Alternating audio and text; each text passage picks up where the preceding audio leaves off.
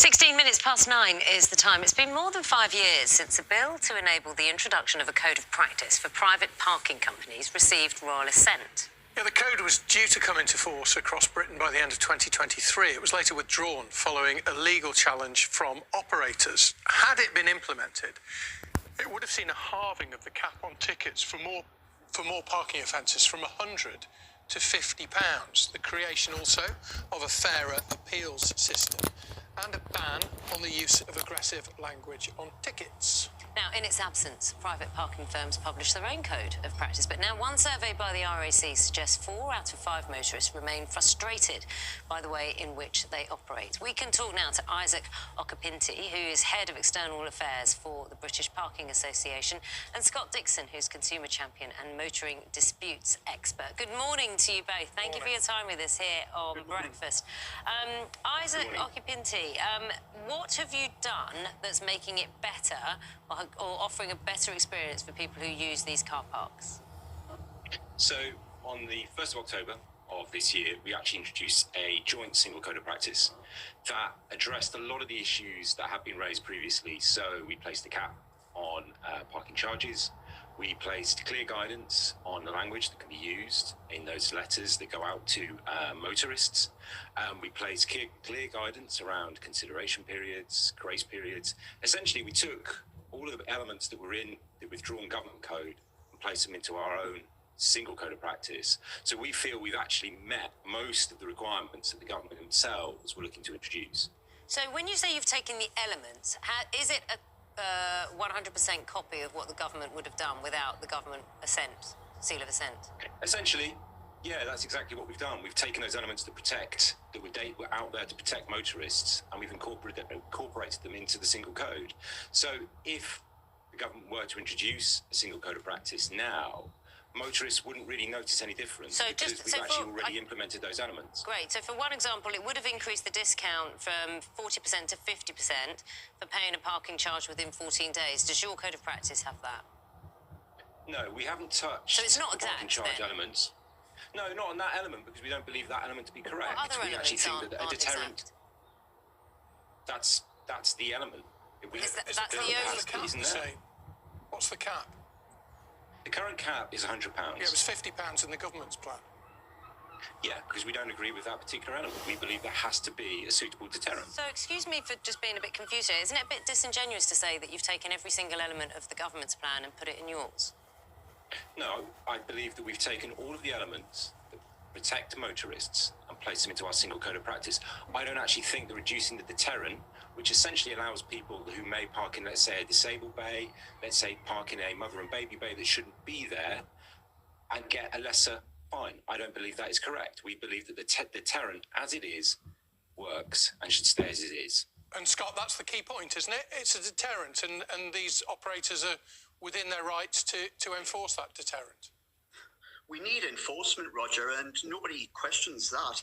But this is simply a watered-down version of the government code of practice, and it doesn't cap charges or remove debt recovery fees. And the common complaint that I see and hear of is ANPR cameras not taking into account mitigating circumstances and private parking operators. For example, at this time of year, if you're stuck in traffic jams trying to leave a car park, you cannot exit an ANPR camera in time. And I've spoken about this on BBC local radio stations. And most appeals are rejected on the first stage. Yet when they're taken to the second stage, 42% of appeals are upheld. And that tells me that the parking operators are playing the percentages game, knowing that most motorists will simply pay up without question, and 4 out of 10 parking charge notices are invalid.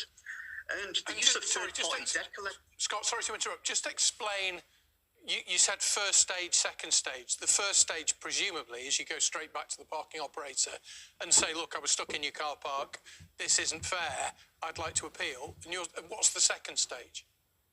That's right, Roger, and that's the first stage. The second stage with the British Parking Association is you take it to Popular, and that's the Independent Appeals Service.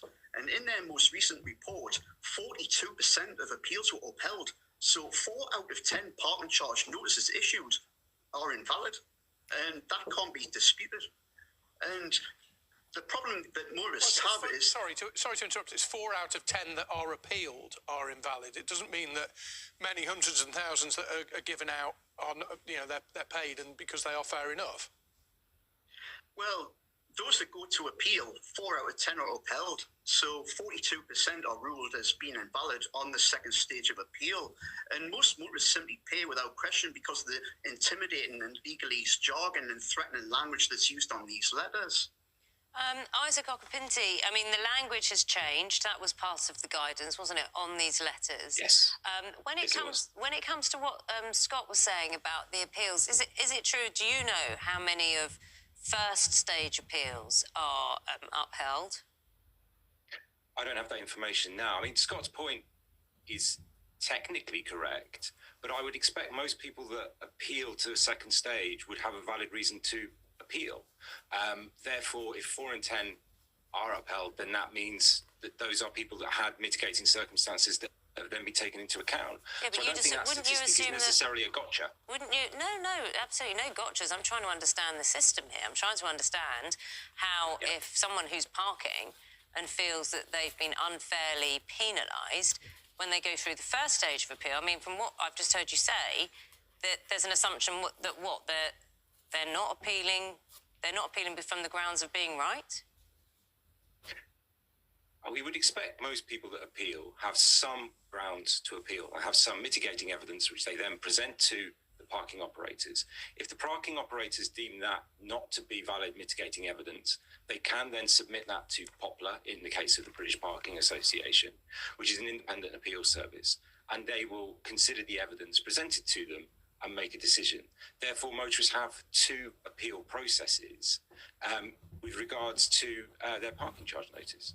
Scott, what's your advice to people at the moment? I mean, you're a consumer champion when it comes to motoring disputes. That's what we've introduced you as. What would you say to someone now who's perhaps thinking, I know I'm in the right, but I know this takes a long time? What would you say to them to appeal it? Well, one thing that motorists need to be aware of, Naga, is many of these parking charge notices are issued more than 14 calendar days after the parking event. And that's a breach of Schedule 4 of the Protection of Freedoms Act 2012 to hold the keeper liable. And those tickets that are issued more than 14 days after the parking event, they deliberately miss out reference to the Protection of Freedoms Act 2012. So anybody that gets these letters isn't aware that there is no keeper liability, and they're simply invited to transfer liability to the driver. And the parking operators know this, and I would like to see this banned. If private parking operators cannot issue tickets in line with Schedule 4 of the Protection of Freedoms Act 2012 within 14 calendar days of the parking event, it should be disallowed because it's a breach of the government legislation. It's always interesting talking about this. It's always the subject that gets people talking. Scott Dixon, thank you very much. Isaac Okapinti, Head of External Affairs for the British Parking Association, thank you very much. Thank you. Thanks, Naga. Thank you.